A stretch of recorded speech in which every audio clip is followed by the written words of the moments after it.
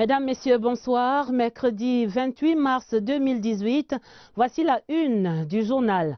Espoir de réforme et de modernisation pour la fonction publique, la feuille de route 2018 impulsée ce mercredi à Yaoundé ouvre de grands chantiers.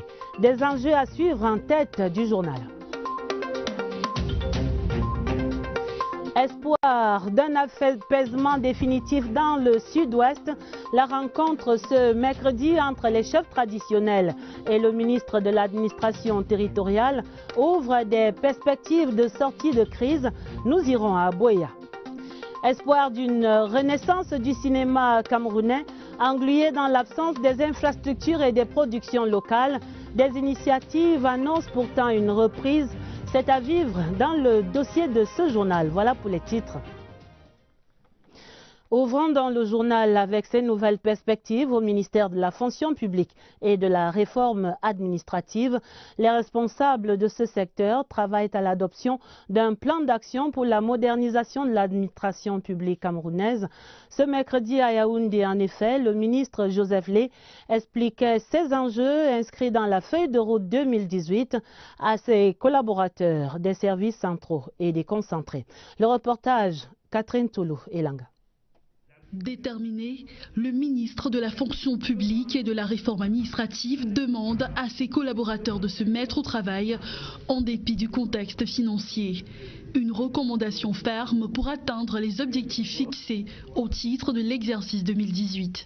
J'ai dit à tous les collaborateurs qu'avec ou sans moyens, travaillons. Faisons le maximum avec un minimum de moyens. Pour cela, il faut d'abord s'impliquer personnellement. Il faut s'engager. Joseph Lé invite le personnel interne et externe de son département ministériel à s'approprier de la feuille de route qui comporte 12 actions prioritaires réparties dans 2 programmes, notamment l'amélioration de la gestion des ressources humaines de l'État et l'approfondissement de la réforme administrative. Notre ministère est chargé de la modernisation de la fonction publique, des administrations camerounaises. C'est un travail qu'il faut faire au quotidien avec toute la minutie afin que nous nous arrimions aux standards internationaux.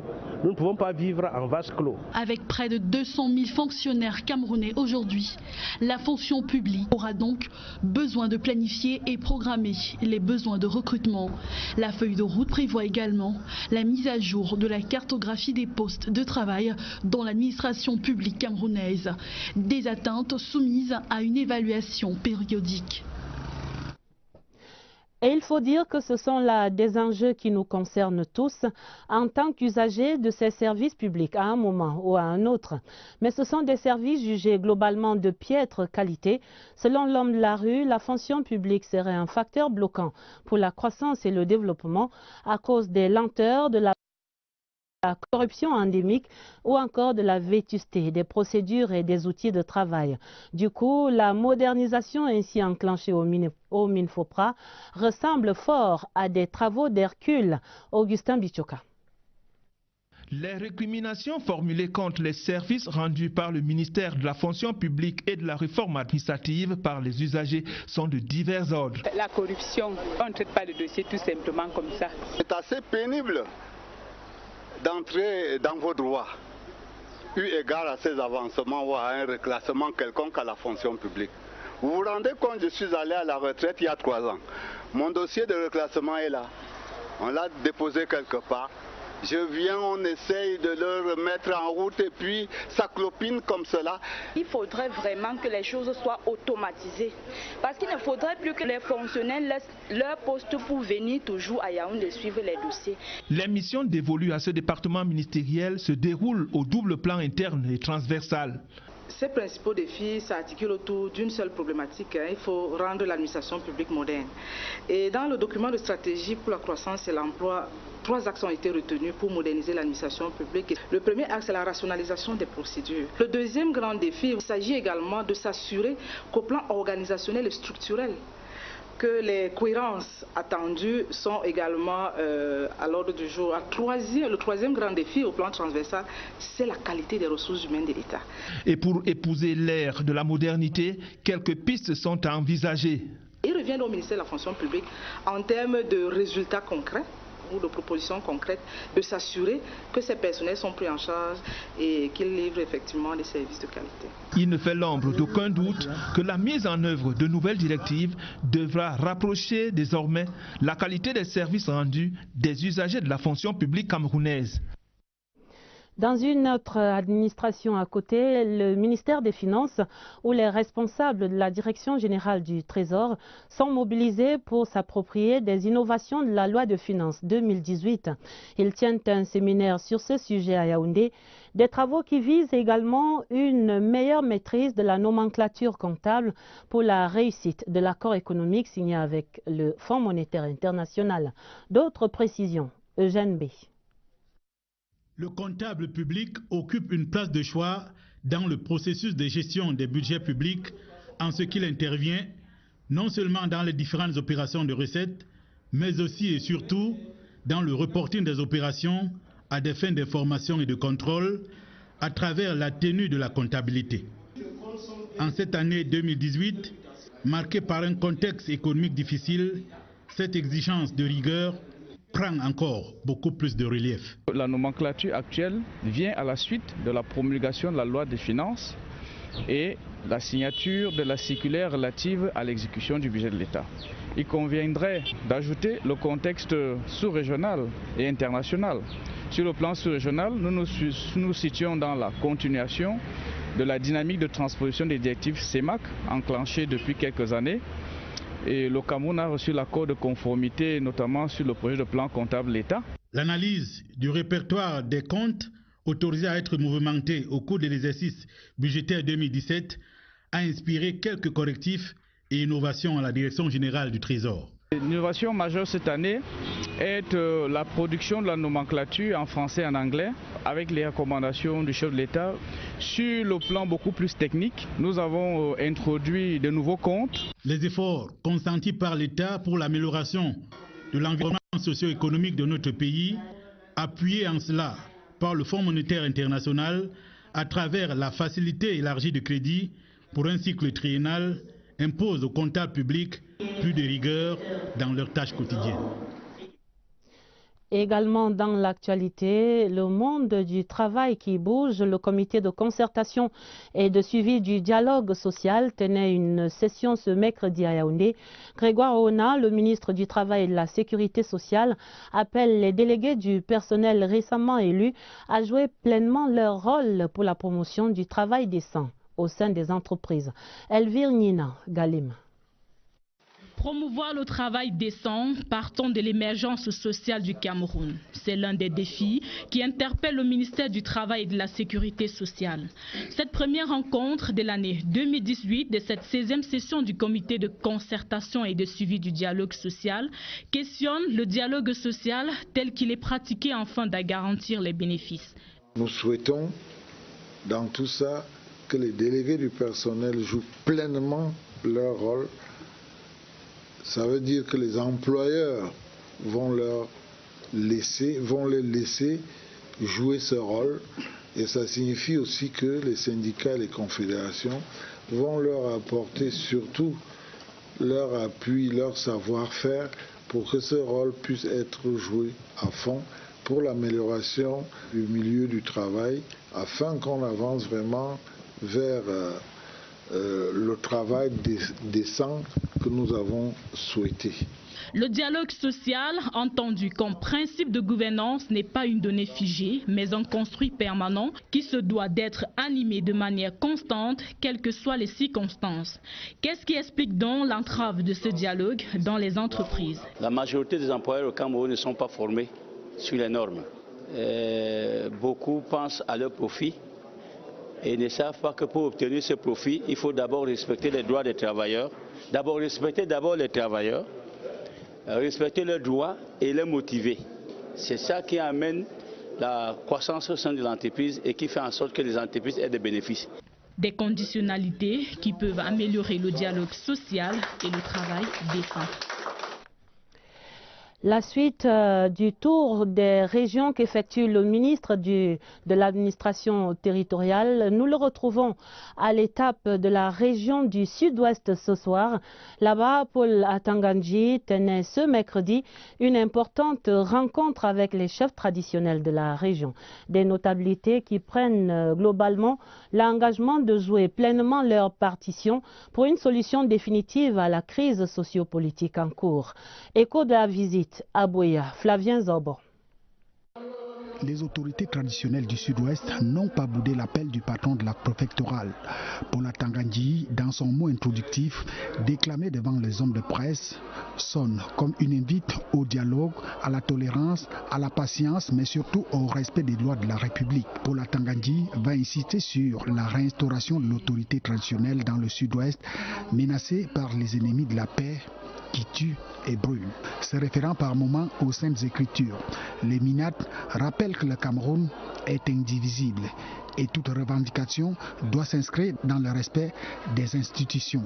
Au terme du conclave, les chefs traditionnels saluent une initiative rassurante. Le ministre nous a donné beaucoup plus de confiance et nous a prouvé que le gouvernement va mettre tous les moyens pour nous protéger, aussi bien nous les chefs que la population. Pour la première fois, vraiment, on voit un monsieur qui est au terrain, qui parle le langage de terrain. Nous, on rentre maintenant, on sait que tout ce qui se passe, si nos enfants ne sont pas inclus, nos oncles sont inclus. Ça va nous donner le moyen de savoir qui n'est pas là ou qui a amené une idée qui n'est pas admissible. Nous tous, Camerounais, on veut ces paix-là. Et comme il a dit, on est ensemble, on fait les choses ensemble, on marche l'État avec les chefs traditionnels et les gens des églises. Tel un rite qui annonce une nouvelle page autour du ministre. Les gardiens de la tradition vont brandir l'arbre de la paix, symbole d'amour et d'attachement au Cameroun, berceau de nos ancêtres. La suite de ce tour des régions du ministre de l'administration territoriale dans nos prochaines éditions. Ouvrons à présent le dossier du 20h30 avec cette question. Et si on allait donc au cinéma ce soir, mais dans quelle salle irions-nous et pour voir quel film? Des questions qui évoquent l'état de délabrement du 7e art au Cameroun. Les infrastructures d'accueil et la production même sont au plus bas, mais les observateurs annoncent des frémissements dans le cinéma camerounais. Une possible renaissance vécue jusqu'ici autour de l'unique salle en activité à Yaoundé, le canal Olympia ouvert par le Gros Bolloré. C'est au cœur de l'université de Yaoundé 1. Les constats, Agnès Solange à Bessolo. Sous la clarté des projecteurs, l'espoir d'un nouveau départ. Une salle de cinéma qui fait foule. Premièrement, elle est grande. C'est un très beau cadre et les films projetés sont vraiment intéressants. Sans compter le fait que le prix est abordable pour toutes les couches de la situation. Tu n'as pas besoin d'être, je ne sais pas, ministre, peu importe d'où tu viens, le prix est pour tout le monde. Cette salle-là est d'abord confortable, il y a du confort, n'est-ce pas? Et la qualité de la projection est aussi bonne. On la préfère aux autres parce que nous sommes des étudiants et elle est dans le campus, donc c'est un moyen pour nous de passer du temps après les cours. Des projections variées pour des publics diversifiés qui tiennent bien leur rôle. Je suis venu voir le film Tomb Raider. J'aime bien parce que l'entrée est moins chère, mais les films qu'on aime. La fermeture des salles de cinéma et l'arrivée des smartphones n'a visiblement pas éteint la flamme cinématographique qui brûle chez les cinéphiles. L'engouement reste le même. Service de popcorn, bon, vous savez, vous êtes devant l'écran, il faut tout le temps grignoter. C'est gratuit, c'est gratuit. C'est un sang, c'est généralement le prix le plus bas en fait. Un engouement qui vient rappeler la nécessité de réhabiliter l'industrie cinématographique et pourquoi pas multiplier les activités ludiques. Avec l'ouverture de cette salle de cinéma, la magie semble encore opérer. Seul regret qu'il n'y ait pas de suivi. L'espoir de cette renaissance du cinéma camerounais viendrait de la région du sud-ouest. Là-bas, la délégation régionale des arts et de la culture, les chiffres affichent en effet une augmentation de la production des films en langue anglaise au cours de ces dernières années. Et ce, en dépit de tous les défis, les acteurs et les producteurs s'accrochent à un métier qui se nourrit essentiellement de leur passion. Roger Samaki Poro, les constats à Boya. Ils sont nombreux, les jeunes du Sud-Ouest qui se sont investis dans l'art cinématographique. Certains ont même bâti leur notoriété au-delà des frontières nationales en décrochant des prix. J'ai commencé à faire les films depuis 2005, que j'ai fait mon premier film Before the Sunrise au Cameroun. Et le film était fait pendant les périodes qu'il y avait les malentendus entre le Cameroun et le Nigeria dans l'affaire de Bakassi. Je suis ensuite dans l'industrie cinématographique. 2010-2011, ça fait déjà peut-être 7 ou 8 ans comme ça. Je suis un très grand passionné et enthousiaste de cinéma. Pour les observateurs avertis, la ruée des jeunes vers la production des films s'explique du fait de la proximité de la région du Sud-Ouest avec le Nigeria. Dans les années 2000, avec l'influence du cinéma nigérien qui venait de ce côté, ça a commencé ici. Les gens ont commencé à rêver d'être comme les Nigériens. Et comme nous partageons presque les mêmes cultures, on a commencé à réfléchir que bon, pourquoi les gens là font ça, pourquoi nous aussi, on ne peut pas faire ça. Donc ça a commencé à être comme ça et puis on constate qu'on peut faire mieux. Les acteurs et producteurs locaux éprouvent cependant des difficultés certaines dans la pratique de leur métier. On a besoin de formation. Nos télévisions publiques ne montrent pas nos films. Il faut quand même s'il fait l'effort, il montre, mais il faut qu'on fait des efforts parce qu'ils montrent trop des films étrangers au lieu de montrer nos films. Pour tourner un film au Cameroun, c'est toujours difficile. Les Camerounais ont beaucoup de difficultés même à voir les films tournés par les Camerounais parce qu'il n'y a pas un système de distribution. Comme tous les salles de cinéma aussi sont fermées. Et il y a aussi avec la piraterie des câbles au Cameroun. Les cinéastes comptent sur le soutien des pouvoirs publics pour assainir le secteur. Par ailleurs, ces professionnels du 7e art entendent saisir l'occasion du CAMIF, le Festival international de films camerounais, prévu fin avril à Boya, pour promouvoir davantage leur production. La locomotive, ce serait donc là-bas, dans le sud-ouest. Mais les maux qui minent le cinéma camerounais pris globalement sont tous connus. Faible production en quantité et en qualité, manque de financement, amateurisme des productions et des acteurs qui font face à des charges fiscales énormes, tout comme les producteurs. Des diagnostics connus donc, mais comment guérir ce grand malade qu'est devenu notre 7e art? Voici quelques éléments de réponse dans cette enquête de Christian Batchegane. Il faut guérir le grand malade de la culture camerounaise. Après des décennies d'embellie et de faste, le cinéma camerounais est embarqué depuis lors dans la galère de son temps, avec une filmographie exsangue et fébrile, du triomphe à la Gadou. Le cinéma camerounais n'est pas très malade. Le cinéma camerounais est boiteux. Beaucoup de Camerounais, si tu les approches pas comme ça, tu les dis, si moi dis à les Nigériens, ils vont te donner, ils vont te donner même 20. Mais demande le Camerounais, il va gratter. Malgré ces revers de fortune, les producteurs nationaux, toujours au chevet de leur art, réalisent des productions mi-figue, mi-raisin au forceps. Le média a un rôle primordial. Ils doivent écrire, ils doivent interviewer les acteurs. Mais toi, tout ça, tu as très bien fait. Et toi, comme ça. Tous les papiers doivent écrire, la radio, on doit les appeler partout. Les jeunes réalisateurs, mon souhait, c'est qu'ils apprennent d'abord leur métier avant de mettre la casquette de côté et des lunettes noires de dire « je suis réalisateur ». Pendant que l'opinion se perd en conjecture sur les ferments du diagnostic de ce grand malade, les professionnels, quant à eux, entre galère et espoir, semblent avoir trouvé la thérapie. Il y a 3 piliers qui doivent supporter le cinéma camerounais.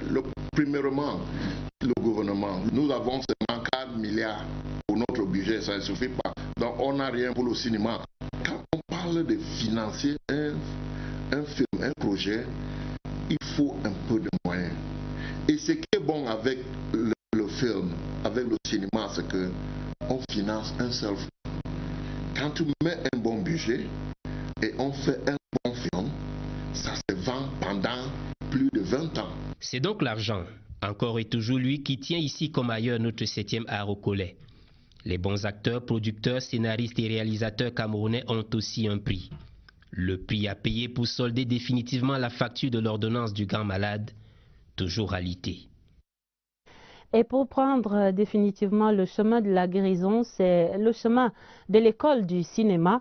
Le ministère de l'Emploi et de la formation professionnelle milite pour la vulgarisation des métiers de l'audiovisuel, et ce avec l'appui du Centre pilote d'orientation scolaire et universitaire. La délégation régionale de ce ministère tenait ce mercredi un atelier sur les métiers de l'audiovisuel, un secteur où notre institut, l'IFCPA, se présente comme un modèle. Inès Magoum. L'audiovisuel englobe plusieurs corps de métiers parfois peu ou mal connus. C'est pour lever le voile sur ceux-ci et susciter des vocations chez ces jeunes que le Centre pilote d'orientation scolaire, universitaire et professionnelle de Yaoundé a tenu cet atelier. Nous avons ciblé cette fois-ci les métiers de l'audiovisuel en prélude à la Coupe d'Afrique des Nations de football 2019. À travers des échanges avec des professionnels, ces élèves, étudiants et chercheurs ont pu apprécier par eux-mêmes ce qui hier leur était encore inaccessible. Le métier qui a retenu mon attention, c'est le journalisme. Le métier qui m'a marqué est celui de la réalisation. C'est le réalisateur ou la réalisatrice qui met toutes les images en scène pour que ce soit passé à la télévision. Bon, ce qui m'a marqué, c'est le métier d'infographie. Ce qui m'a le plus marqué dans cette visite est le montage. Le montage est le résultat de l'assemblage de l'image et des sons en vue d'obtenir un reportage. Mais seulement les métiers de l'audiovisuel ont évolué depuis le temps. À cela s'ajoutent les exigences de la TNT et des nouveaux médias qui impulsent une nouvelle dynamique. Vous n'en verrez plus en mission 4 personnes, mais une seule, qui va faire l'image, qui va faire le son, qui va faire le texte et qui va faire la retransmission. Et les structures qui emploient dans l'audiovisuel, elles aussi se réajustent. Des opportunités infinies qui n'attendent qu'à être saisies par ces jeunes. La suite de la session parlementaire au Sénat. Ce mercredi, 3 membres du gouvernement étaient face à la Chambre. Louis-Paul Motazé pour les finances, Pauline Nalo-Valionga pour les enseignements secondaires et puis Narcisse Mouelekombi pour le ministère des Arts et de la Culture. Ils répondaient aux diverses préoccupations des sénateurs. Une séance des questions orales aux membres du gouvernement conduite par le président Marcel Niat-Ndjifendi. Le compte rendu, Richard Talatodem. Baptême du feu réussi pour Pauline Nalo-Valionga, la ministre des enseignements secondaires, à qui le sénateur Pierre Flamand Gayap demande une réaction sur le faible taux de réussite au GC en 2017. La ministre dit que ce faible taux s'explique par le fait que tous les élèves n'avaient pas le même niveau et pour cause, de nombreux établissements avaient fermé porte, certains élèves n'allaient pas à l'école, d'autres avaient changé de résidence, bref, c'était l'hésitation des parents et élèves, surtout dans le sud-ouest et le nord-ouest. Elle supplie par ailleurs le Premier ministre de permettre une extension de 2 semaines pour les dossiers de candidats retardataires. Réaction de l'émetteur de la question. Nous pensons que ces réponses sont satisfaisantes. Notre position a été d'encourager le gouvernement à faire revenir la tranquillité et la sécurité le plus rapidement possible dans ces 2 régions afin que les enfants puissent composer en majorité cette année. Le sénateur reprendra le podium pour demander au ministre des Finances le bilan des 4 emplunts obligataires déjà lancés par le Cameroun et le niveau d'endettement de notre pays. Louis-Paul Motazé se fait fort aise de dire que les 4 emprunts obligataires de 2010, 2013, 2014 et 2016 ont permis à l'État d'avoir 595 milliards de francs CFA investis dans une 50aine de projets. Le ministre des Finances révèle par ailleurs que notre taux d'endettement tourne autour de 30% du produit intérieur brut, largement en deçà des 64% du Gabon, des 50% de la Guinée équatoriale, des 120% du Congo et des 70% généralement recommandés par les spécialistes. Louis-Paul Motazé va s'asseoir, le temps pour le sénateur Nguiebe Joël de lui demander ce qu'il en est des droits sociaux des employés de la défunte régie Fercam. Réponse, tout a été payé. À ceux qui ont voulu le cash, on le leur a donné et ceux qui voulaient être reversés à la CNPS, ils l'ont été. C'est donc une question d'information. Il a dit la vérité, mais au niveau de la base, je pense que le personnel de Camraï retraité n'a pas eu des informations suffisantes. Si le ministre peut encore donner ces explications-là pour éclairer, n'est-ce pas, la lanterne des gens qui sont à la base. Autre membre du gouvernement devant les sénateurs, Narcisse Mouelé-Kombi des Arts et de la Culture. Le sénateur Matoute Daniel Lyonga lui demande ce qui est fait pour les archives au Cameroun. Réponse, un plan de réhabilitation des structures a été validé et accepté par le chef de l'État Paul Biya. 3 milliards de francs CFA ont déjà été budgétisés pour réhabiliter, étendre les bâtiments et sécuriser les archives, ces marqueurs de notre identité et de notre souveraineté. À l'Assemblée nationale, l'Action parlementaire pour la paix tenait une conférence à l'hémicycle de Ngouaikele à l'initiative de l'Association internationale des parlementaires pour la paix et de l'Universal Peace Federation. Les travaux étaient conduits par le premier vice-président de la Chambre, Hilarion Etong. Ils envisageaient des modes alternatifs de promotion de la paix et de résolution des conflits. Clarisse Tang.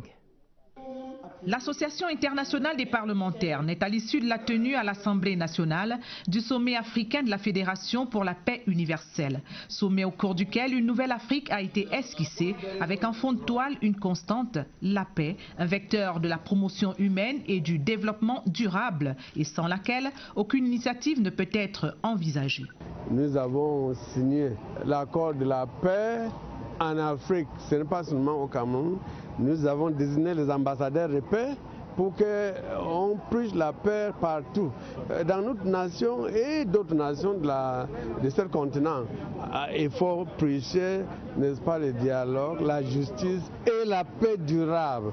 L'Association internationale des parlementaires pour la paix constitue ainsi un cadre de prise de conscience, de sensibilisation et de promotion d'un dialogue inclusif pour préserver la paix en Afrique en général et au Cameroun en particulier. Nous, les députés, représentants du peuple, nous ne pouvons pas croiser les bras et rester. Nous devons réunir ensemble, chercher les moyens d'éteindre le feu. Quand on cherche la paix, ce n'est pas l'affaire d'un seul individu, c'est l'affaire de tout le monde. Et l'honorable Hilarion Etong, du haut de sa posture de représentant du chef de chambre à ses assises, de renchérir. Nous avons l'obligation, dans ce contexte-là, d'œuvrer pour la préservation de la paix. C'est pour nous un devoir absolu, un devoir sacré.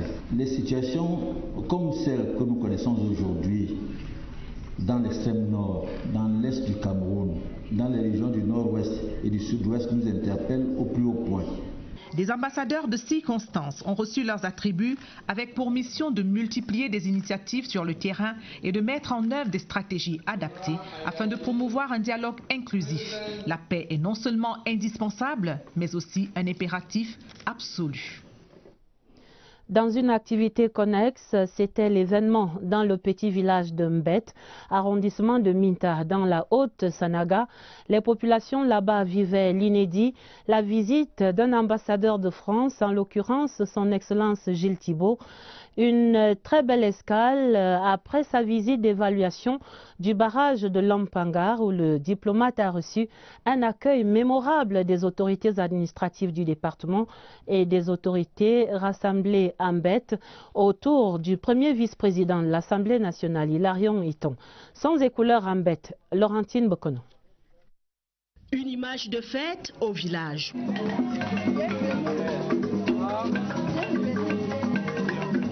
Dites-moi de quel âge est la personne qui remet le bouquet de fleurs à l'invité surprise du coin. Je vous dirai à quel type d'agglomération ça renvoie. Ici, la sympathique localité de Mpet 1, environ 300 habitants, elle tire sa notoriété de l'élite locale. L'honorable Hilarion Etong, natif du village, est le premier vice-président de l'Assemblée nationale du Cameroun. Il est aussi président de la section camerounaise de la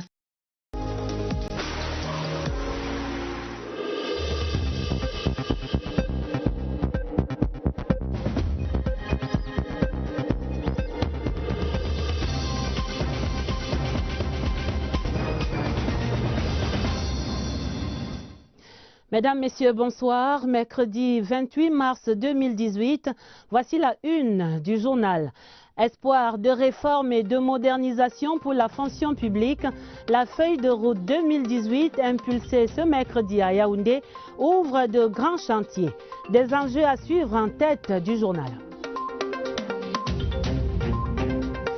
Espoir d'un apaisement définitif dans le sud-ouest, la rencontre ce mercredi entre les chefs traditionnels et le ministre de l'administration territoriale ouvre des perspectives de sortie de crise. Nous irons à Boya. Espoir d'une renaissance du cinéma camerounais, englué dans l'absence des infrastructures et des productions locales. Des initiatives annoncent pourtant une reprise. C'est à vivre dans le dossier de ce journal. Voilà pour les titres. Ouvrons dans le journal avec ces nouvelles perspectives au ministère de la fonction publique et de la réforme administrative. Les responsables de ce secteur travaillent à l'adoption d'un plan d'action pour la modernisation de l'administration publique camerounaise. Ce mercredi à Yaoundé, en effet, le ministre Joseph Lé expliquait ces enjeux inscrits dans la feuille de route 2018 à ses collaborateurs des services centraux et déconcentrés. Le reportage, Catherine Toulou et Langa. Déterminé, le ministre de la fonction publique et de la réforme administrative demande à ses collaborateurs de se mettre au travail en dépit du contexte financier. Une recommandation ferme pour atteindre les objectifs fixés au titre de l'exercice 2018. J'ai dit à tous les collaborateurs qu'avec ou sans moyens, travaillons. Faisons le maximum avec un minimum de moyens. Pour cela, il faut d'abord s'impliquer personnellement. Il faut s'engager. Joseph Lé invite le personnel interne et externe de son département ministériel à s'approprier de la feuille de route qui comporte 12 actions prioritaires réparties dans 2 programmes, notamment l'amélioration de la gestion des ressources humaines de l'État et l'approfondissement de la réforme administrative. Notre ministère est chargé de la modernisation de la fonction publique, des administrations camerounaises. C'est un travail qu'il faut faire au quotidien avec toute la minutie afin que nous nous arrimions aux standards internationaux. Nous ne pouvons pas vivre en vase clos. Avec près de 200 000 fonctionnaires camerounais aujourd'hui, la fonction publique aura donc besoin de planifier et programmer les besoins de recrutement. La feuille de route prévoit également la mise à jour de la cartographie des postes de travail dans l'administration publique camerounaise. Des atteintes soumises à une évaluation périodique. Et il faut dire que ce sont là des enjeux qui nous concernent tous en tant qu'usagers de ces services publics à un moment ou à un autre. Mais ce sont des services jugés globalement de piètre qualité. Selon l'homme de la rue, la fonction publique serait un facteur bloquant pour la croissance et le développement à cause des lenteurs, de la corruption endémique ou encore de la vétusté des procédures et des outils de travail. Du coup, la modernisation ainsi enclenchée au Minfopra ressemble fort à des travaux d'Hercule. Augustin Bichoka. Plus de rigueur dans leurs tâches quotidiennes. Également dans l'actualité, le monde du travail qui bouge, le comité de concertation et de suivi du dialogue social tenait une session ce mercredi à Yaoundé. Grégoire Ona, le ministre du Travail et de la Sécurité sociale, appelle les délégués du personnel récemment élus à jouer pleinement leur rôle pour la promotion du travail décent au sein des entreprises. Elvire Nina Galim. Promouvoir le travail décent partant de l'émergence sociale du Cameroun. C'est l'un des défis qui interpelle le ministère du Travail et de la Sécurité sociale. Cette première rencontre de l'année 2018 de cette 16e session du comité de concertation et de suivi du dialogue social questionne le dialogue social tel qu'il est pratiqué afin de garantir les bénéfices. Nous souhaitons dans tout ça que les délégués du personnel jouent pleinement leur rôle. Ça veut dire que les employeurs vont les laisser jouer ce rôle. Et ça signifie aussi que les syndicats et les confédérations vont leur apporter surtout leur appui, leur savoir-faire pour que ce rôle puisse être joué à fond pour l'amélioration du milieu du travail afin qu'on avance vraiment vers le travail décent que nous avons souhaité. Le dialogue social, entendu comme principe de gouvernance, n'est pas une donnée figée, mais un construit permanent qui se doit d'être animé de manière constante, quelles que soient les circonstances. Qu'est-ce qui explique donc l'entrave de ce dialogue dans les entreprises? La majorité des employeurs au Cameroun ne sont pas formés sur les normes. Beaucoup pensent à leur profit et ne savent pas que pour obtenir ce profit, il faut d'abord respecter les droits des travailleurs, respecter les travailleurs, respecter leurs droits et les motiver.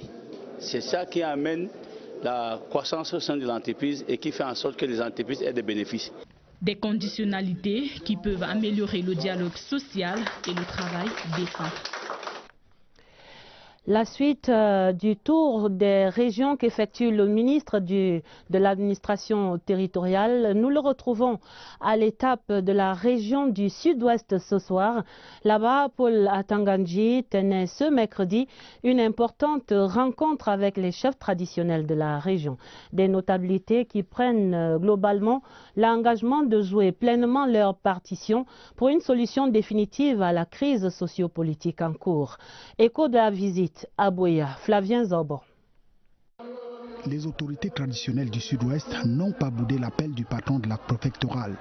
Paul Atangandji, dans son mot introductif, déclamé devant les hommes de presse, sonne comme une invite au dialogue, à la tolérance, à la patience, mais surtout au respect des lois de la République. Paul Atangandji va insister sur la réinstauration de l'autorité traditionnelle dans le sud-ouest, menacée par les ennemis de la paix qui tuent et brûlent.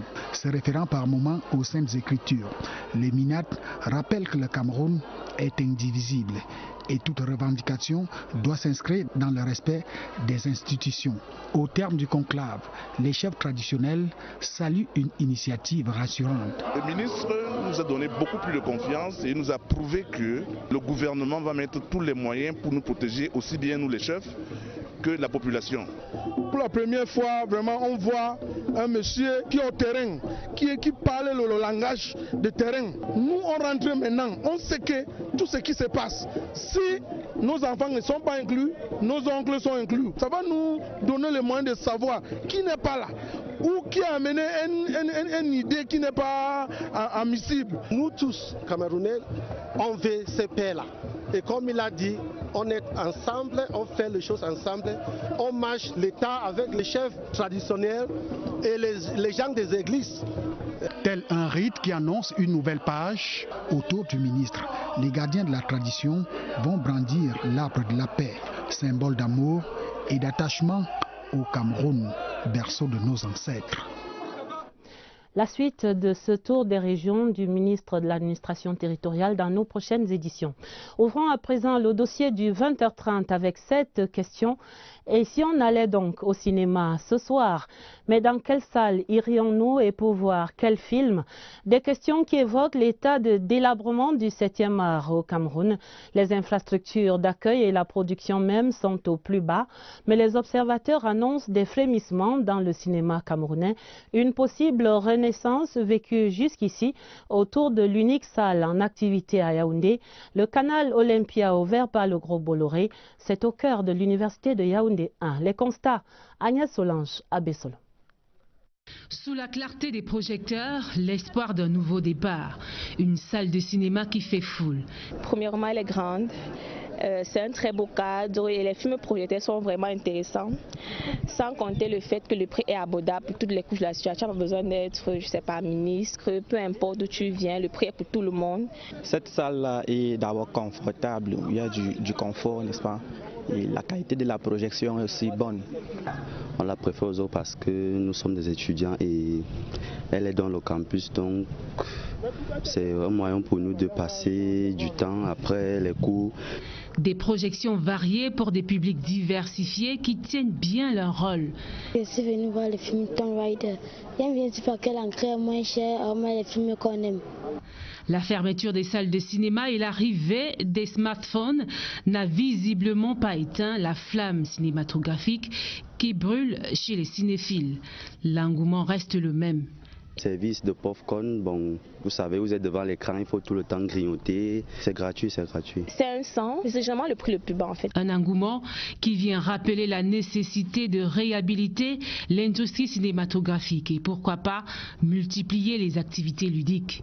Avec l'ouverture de cette salle de cinéma, la magie semble encore opérer. Seul regret qu'il n'y ait pas de suivi. L'espoir de cette renaissance du cinéma camerounais viendrait de la région du Sud-Ouest. Là-bas, à la délégation régionale des arts et de la culture, les chiffres affichent en effet une augmentation de la production des films en langue anglaise au cours de ces dernières années. Et ce, en dépit de tous les défis, les acteurs et les producteurs s'accrochent à un métier qui se nourrit essentiellement de leur passion. Roger Samaki Poro, les constats à Bouya. Ils sont nombreux, les jeunes du Sud-Ouest qui se sont investis dans l'art cinématographique. Certains ont même bâti leur notoriété au-delà des frontières nationales en décrochant des prix. J'ai commencé à faire les films depuis 2005, que j'ai fait mon premier film Before the Sunrise au Cameroun. Et le film était fait pendant les périodes qu'il y avait les malentendus entre le Cameroun et le Nigeria dans l'affaire de Bakassi. Je suis entré dans l'industrie cinématographique en 2010-2011, ça fait déjà peut-être 7 ou 8 ans comme ça. Je suis un très grand passionné et enthousiaste de cinéma. Pour les observateurs avertis, la ruée des jeunes vers la production des films s'explique du fait de la proximité de la région du Sud-Ouest d'avec le Nigeria. Dans les années 2000, avec l'influence du cinéma nigérien qui venait de ce côté, ça a commencé ici. Les gens ont commencé à rêver d'être comme les Nigériens. Et comme nous partageons presque les mêmes cultures, on a commencé à réfléchir que bon, pourquoi les gens là font ça, pourquoi nous aussi on ne peut pas faire ça. Donc ça a commencé à être comme ça et puis on constate qu'on peut faire mieux. Les acteurs et producteurs locaux éprouvent cependant des difficultés certaines dans la pratique de leur métier. On a besoin d'informations. La télévision publique ne montre pas nos films. Il faut qu'on, même s'il fait l'effort, il montre, mais il faut qu'on fait des efforts parce qu'il montre trop des films étrangers au lieu de montrer nos films. Pour tourner un film au Cameroun, c'est toujours difficile. Les Camerounais ont beaucoup de difficultés même à voir les films tournés par les Camerounais parce qu'il n'y a pas un système de distribution. Comme tous les salles de cinéma aussi sont fermées. Et il y a aussi avec la piraterie des câbles au Cameroun. Les cinéastes comptent sur le soutien des pouvoirs publics pour assainir le secteur. Par ailleurs, ces professionnels du 7e art entendent saisir l'occasion du CAMIF, le Festival international de films camerounais, prévu fin avril à Bouya, pour promouvoir davantage leur production. La locomotive, ce serait donc là-bas, dans le Sud-Ouest. Mais les mots qui minent le cinéma camerounais pris globalement sont tous connus. Faible production en quantité et en qualité, manque de financement, amateurisme des productions et des acteurs qui font face à des charges fiscales énormes, tout comme les producteurs. Des diagnostics connus donc, mais comment guérir ce grand malade qu'est devenu notre 7e art? Voici quelques éléments de réponse dans cette enquête de Christian Batchegane. Il faut guérir le grand malade de la culture camerounaise. Après des décennies d'embellie et de faste, le cinéma camerounais est embarqué depuis lors dans la galère de son temps, avec une filmographie exsangue et fébrile, du triomphe à la Gadou. Le cinéma camerounais n'est pas très malade. Le cinéma camerounais est boiteux. Beaucoup de Camerounais, si tu les approches pas comme ça, tu les dis, si moi dis les Nigériens, ils vont te donner, ils vont te donner même 20. Mais demande le Camerounais, il va gratter là. Malgré ces revers de fortune, les producteurs nationaux, toujours au chevet de leur art, réalisent des productions mi-figue, mi-raisin au forceps. Le média a un rôle primordial. Il doit écrire, il doit interviewer les acteurs. Mais toi, tout ça, tu as très bien fait. Et toi, comme ça. Tous les papiers doivent écrire, la radio, on doit les appeler partout. Les jeunes réalisateurs, mon souhait, c'est qu'ils apprennent d'abord leur métier avant de mettre la casquette de côté et des lunettes noires de dire « je suis réalisateur ». Pendant que l'opinion se perd en conjecture sur les ferments du diagnostic de ce grand malade, les professionnels, quant à eux, entre galère et espoir, semblent avoir trouvé la thérapie. Il y a 3 piliers qui doivent supporter le cinéma camerounais. Premièrement, le gouvernement. Nous avons ce manque milliards pour notre budget, ça ne suffit pas. Donc on n'a rien pour le cinéma. Quand on parle de financer un film, un projet, il faut un peu de moyens. Et ce qui est bon avec le film, avec le cinéma, c'est qu'on finance un seul film. Quand tu mets un bon budget et on fait un bon film, ça se vend pendant plus de 20 ans. C'est donc l'argent. Les récriminations formulées contre les services rendus par le ministère de la fonction publique et de la réforme administrative par les usagers sont de divers ordres. La corruption, on ne traite pas le dossier tout simplement comme ça. C'est assez pénible d'entrer dans vos droits, eu égard à ces avancements ou à un reclassement quelconque à la fonction publique. Vous vous rendez compte, je suis allé à la retraite il y a 3 ans. Mon dossier de reclassement est là. On l'a déposé quelque part. Je viens, on essaye de le remettre en route et puis ça clopine comme cela. Il faudrait vraiment que les choses soient automatisées. Parce qu'il ne faudrait plus que les fonctionnaires laissent leur poste pour venir toujours à Yaoundé suivre les dossiers. Les missions dévolues à ce département ministériel se déroulent au double plan interne et transversal. Ces principaux défis s'articulent autour d'une seule problématique. Il faut rendre l'administration publique moderne. Et dans le document de stratégie pour la croissance et l'emploi, 3 axes ont été retenus pour moderniser l'administration publique. Le premier axe, c'est la rationalisation des procédures. Le deuxième grand défi, il s'agit également de s'assurer qu'au plan organisationnel et structurel, que les cohérences attendues sont également à l'ordre du jour. Le troisième grand défi au plan transversal, c'est la qualité des ressources humaines de l'État. Et pour épouser l'ère de la modernité, quelques pistes sont à envisager. Il revient au ministère de la fonction publique en termes de résultats concrets ou de propositions concrètes, de s'assurer que ces personnels sont pris en charge et qu'ils livrent effectivement des services de qualité. Il ne fait l'ombre d'aucun doute que la mise en œuvre de nouvelles directives devra rapprocher désormais la qualité des services rendus des usagers de la fonction publique camerounaise. Dans une autre administration à côté, le ministère des Finances, où les responsables de la Direction générale du Trésor sont mobilisés pour s'approprier des innovations de la loi de finances 2018. Ils tiennent un séminaire sur ce sujet à Yaoundé, des travaux qui visent également une meilleure maîtrise de la nomenclature comptable pour la réussite de l'accord économique signé avec le Fonds monétaire international. D'autres précisions, Eugène B. Le comptable public occupe une place de choix dans le processus de gestion des budgets publics en ce qu'il intervient non seulement dans les différentes opérations de recettes, mais aussi et surtout dans le reporting des opérations à des fins d'information et de contrôle à travers la tenue de la comptabilité. En cette année 2018, marquée par un contexte économique difficile, cette exigence de rigueur prend encore beaucoup plus de relief. La nomenclature actuelle vient à la suite de la promulgation de la loi des finances et la signature de la circulaire relative à l'exécution du budget de l'État. Il conviendrait d'ajouter le contexte sous-régional et international.